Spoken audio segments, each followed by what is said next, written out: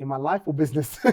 I mean, They go hand Yeah. in hand, don't they? Yeah. I think for some people. I mean, have a you lot ever of the done a time. really terrible haircut? Oh, I've I done think pl- every I've- barber must I've done have at some point. plenty of terrible haircuts. But do you still get that now? Do you still get the odd occasion you think, I'm really not happy with that hair? Yeah, sometimes not like the same way it would have been, let's say, 15 years ago.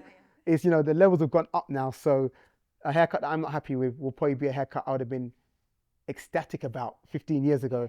But I still get it. Even like recently, I've been saying this thing to myself, make sure you're happy with the haircut.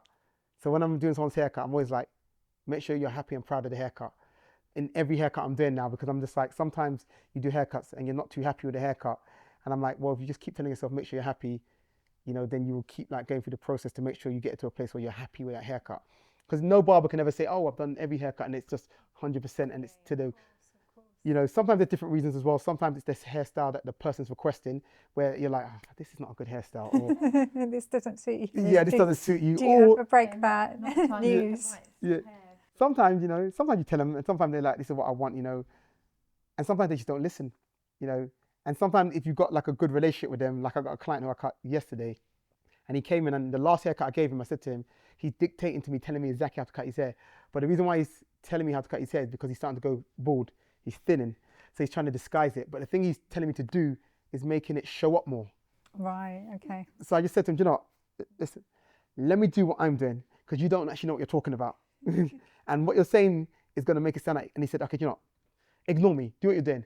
But then out of natural reflex, he came yesterday and he's like, yeah, can you make sure you do this? Can you make sure? And I said, okay, cool. And I just ignored him. And I just did what I was doing because I know what he's trying to do, but he doesn't understand that what he's saying is making it stand out more.